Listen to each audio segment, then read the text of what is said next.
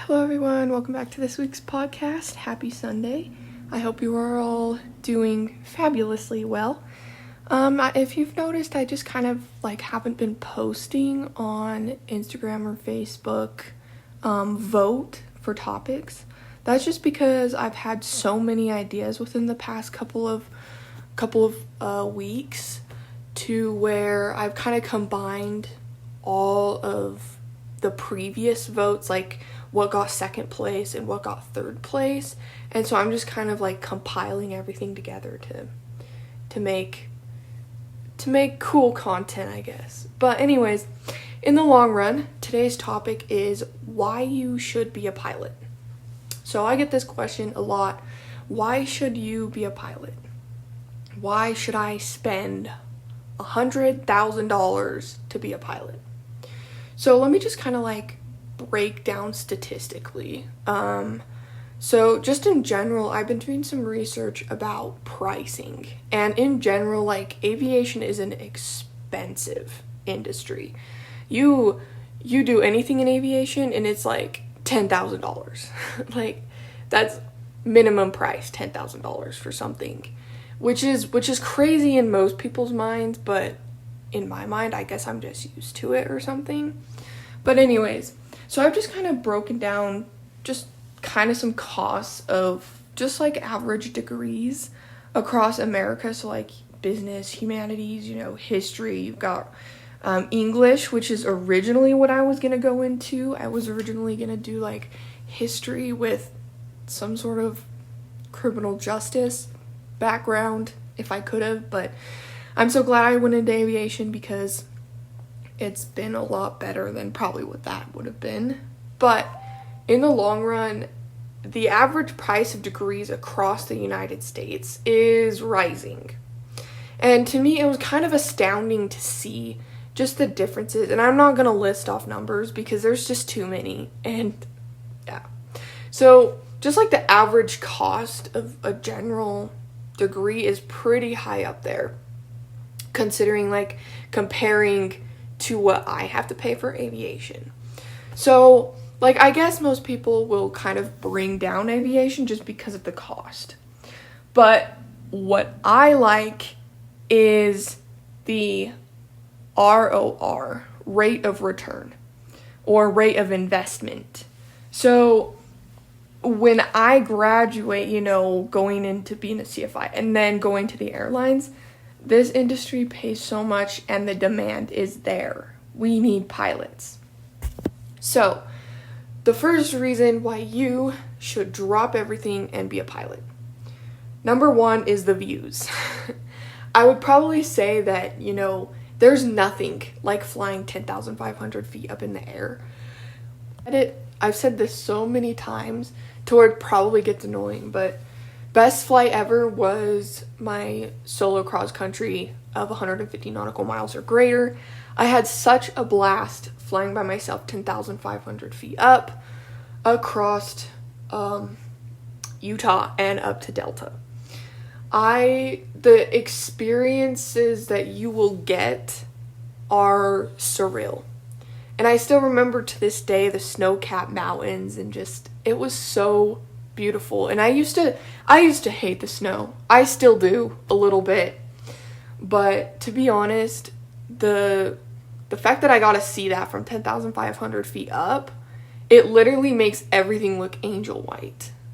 And I couldn't believe my eyes. It was so amazing. But anyways, reason number two is probably I'd say differences. So, maybe it's learning to fly a new plane. Maybe it's learning to fly a new procedure for instrument. Maybe you're doing time turns, compass turns. Maybe you're doing turns around a point in private, or chandelles in commercial, short field, soft field, takeoff, landing. Maybe you're doing a cross country. Maybe you're on a flight plan to go halfway across the country. Every single day is going to be different. And that was one thing that I told myself. You are not going to get a desk job. That was never in the books. I don't like computers. I don't like working around computers. I'm not the biggest fan of paperwork either. But I told myself, you're not going to have a desk job because I just can't sit. I have to have my mind constantly be doing something. I either have to be doing something physically or mentally. Preferably both, a little bit of both, which flying is both, to be honest. But no 2 days are going to be the same. Even if you're an airline pilot, maybe they have you on a leg from Chicago to, I don't even know, New York. Maybe LaGuardia, New York. Maybe they have you on a leg from LA, Los Angeles to Salt Lake City. Or Ontario to, Boise. I don't know. Anything is possible with aviation. And it's so humbling to know that, you're not just writing numbers down in a logbook. 1.5 here, 2.8 here, 3.1 there. You're not writing numbers or words in a logbook. You're writing experiences and happiness, joy. And I've truly found that my favorite book to read, my 2 favorite books to read on this entire planet. Number 1, my logbook. Number 2, The Far Aim. And you may be wondering, you're such a nerd. I know. But the reason why my logbook is my favorite to read, I mean, I'm just reading numbers, but it's so amazing to look back and go, oh my goodness, I remember that 2.5 that I made, 3 months ago. I remember that 1.5. My landings were so horrible then, but look at it now. It's a lot better. And so I just kind of come to the realization that when I read my logbook, it's like reading my life. It's my book of life. And when I look back the other day, I was going through it and I was looking back on my first flight, like my first actual log time. I was like, I actually remember that. I remember that. Look at how far I've come. This is just amazing. So it's, you're building experiences. You're building you into someone who you weren't yesterday.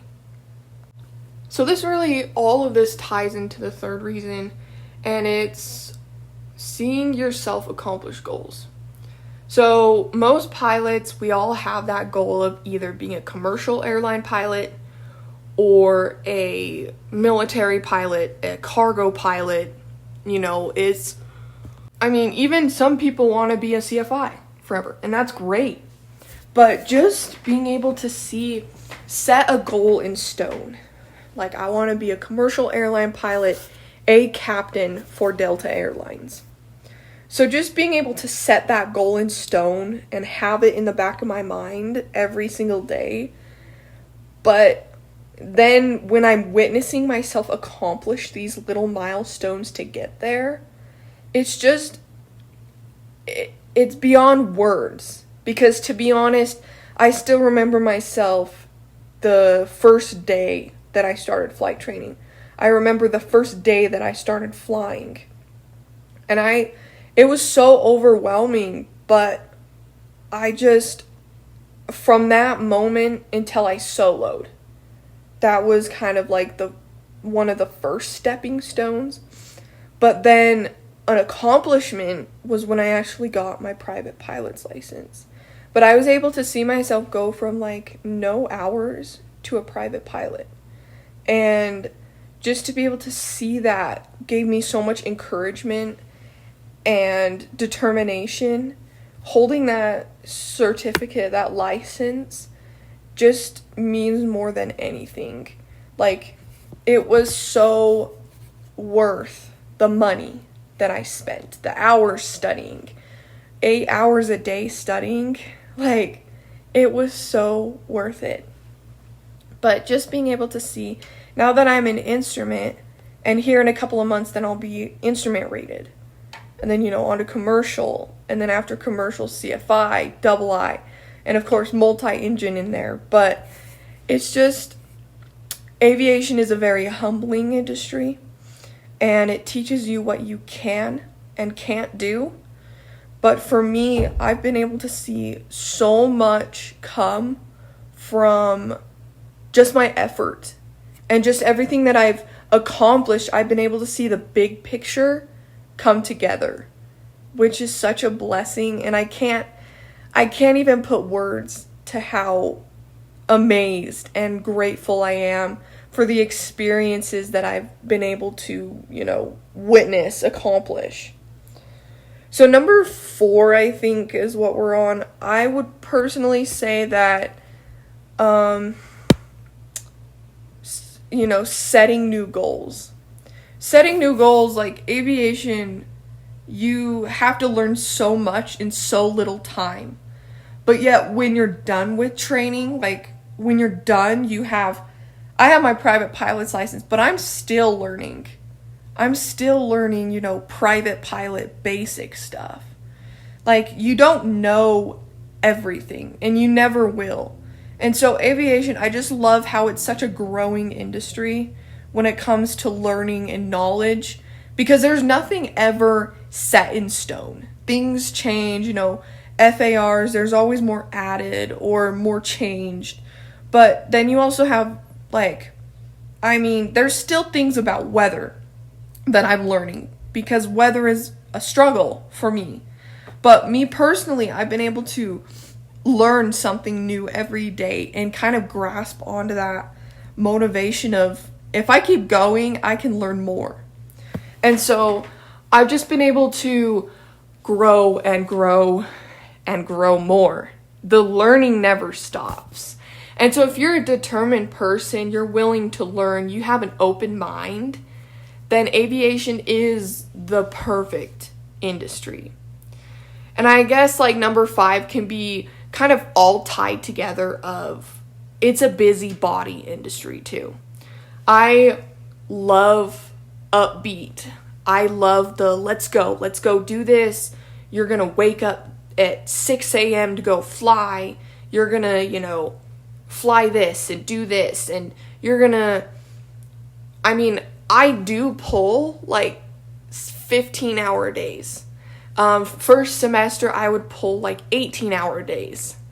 And so just being able to see a schedule, there's not really a schedule built, but my experiences have been amazing. And there hasn't been one day that I have dreaded going into this industry. There has been days where I'm I don't know what to do, but all at the same time, it keeps me busy, and it keeps my mind busy. I'm studying, I'm working, I'm flying, I'm going to class, I'm building hours, I'm learning the ILS procedures for runway 20. I'm learning holds, I'm learning time compass turns, I'm learning the difference between LNAV, RNAV, VNAV, all that jazz, and I'm building upon the fundamentals of flight that I learned in private. And I just feel it's so amazing, because there's not really a time when I'm bored, necessarily. I'll say I'm bored, but then I always just revert back to studying and everything. But the reward is greater, the return is greater, the experiences, the hours, and I just have to say that aviation is a dangerous industry. It's, a lot of people tell me, you're going into something dangerous, why? But I'm just I know it's dangerous. I committed before, I knew it was dangerous. I knew it was going to be hard. I knew it was going to be rigorous. But I mean, as long as you keep studying, do it safe, do it right, then it'll be fine. Don't do anything dangerous. But I still have so much to share with the world about flying. I'm only, after this semester, I'll be about halfway done with flight training, which is crazy to think about because there has just been so many amazing experiences and it's been tough. It's been so tough, but I always like to say that the things that are the hardest in life are the most rewarding. And if you can put your mind to it, then great things will come to pass because aviation, once you're in it, you got to stay because there's so much to learn. You can't quit. You can't take breaks. You've got to just cruise it out and keep going. But it's something I just recently learned in my ground class is, and I always used to say this because it was just funny, just because, I'm a pilot and it was just funny. Like, and people would tell me it all the time and I'd just blow them off and like, oh, that's a joke. But attitude is everything. And so the attitude indicator in the airplane. And so I just thought, oh my goodness, that's so funny. So I just kind of blew it off as just a joke because, anything someone brings up that I can attach to aviation is automatically just a joke and it's funny. So attitude is everything. People used to tell me that and I'd just be like, haha, funny. But it is true. In my ground class yesterday, we went over how attitude indeed is everything. So your attitude indicator is, it kind of displays like your roll, your bank, and your pitch. So many people call it the artificial horizon. I call it attitude indicator because, come on. It shows the plane's attitude and relationship with the horizon and the terrain. So if you pull up, the horizon bar is going to rise into the blue. If you pitch down or push down on the control stick, your plane the attitude indicator is going to show your plane as being in the brown. Simple, it's a gyroscopic instrument, but it's my favorite instrument. Why? Because it taught me something. It taught me that attitude indeed is everything.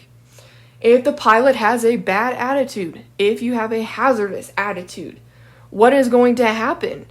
Well, you're going to crash. You're going to die. You're not going to succeed because you're going to be in the brown. And so you're going to run into a mountain and plummet to the ground. Or you'll be in the blue and you'll stall and probably get into a spin because it's a unusual attitude and plummet to the ground and die. So if you have a good, positive attitude, if you have wings straight and level, if you pitch up, push down, then you're going to be just fine. Or even if you have a standard rate turn or a steep turn, you're going to be just fine if you do everything correctly and have a good attitude. So that's just like in life, I guess, in a nutshell. If you're remaining positive, if you're remaining negative, if you have hazardous attitudes, but keep chugging along. And, the attitude indicator is your main instrument in life. If you measure your attitude based off your personal attitude indicator, your brain, right, then you'll be successful.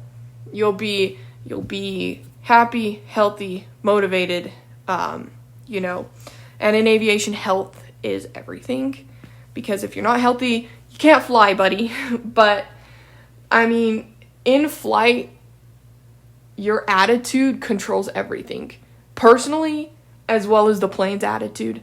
So, just a random analogy that I thought I could integrate into this podcast. But there's a lot you can learn in aviation. There's a lot that kind of gets brushed under the rug that you'd be like, oh, I never thought of that. Like, attitude controls airspeed, right? Your pitch attitude controls airspeed. I mean, your bank angle technically can too. So, and it controls your VSI, vertical speed. So, in the long run, aviation, in a nutshell, is inherently dangerous, number one. But it's so rewarding when done right. When done with a good attitude, safety, and appreciation for the skies. And being a pilot means basically person always in learning, because you never ever will stop learning. Even if you have your ATP, even if you have all the licenses and ratings possible, there is still something to learn. But anyways, I hope that this kind of convinced you to join aviation. If not, guess I'll keep trying. But hopefully you all are having a good week, and it's nice to see some sunshine here in Cedar City, with some evening storms. I always love the spring showers, evening storms. I've missed them so desperately. All of the snow is pretty much gone in the mountains down here. It's been quite interesting, just kind of like seeing the flowers bloom, and I love that. Like, spring is my favorite time of year, and I will never pass up a 3-mile walk on a spring afternoon. But anyways, I will see you guys next week.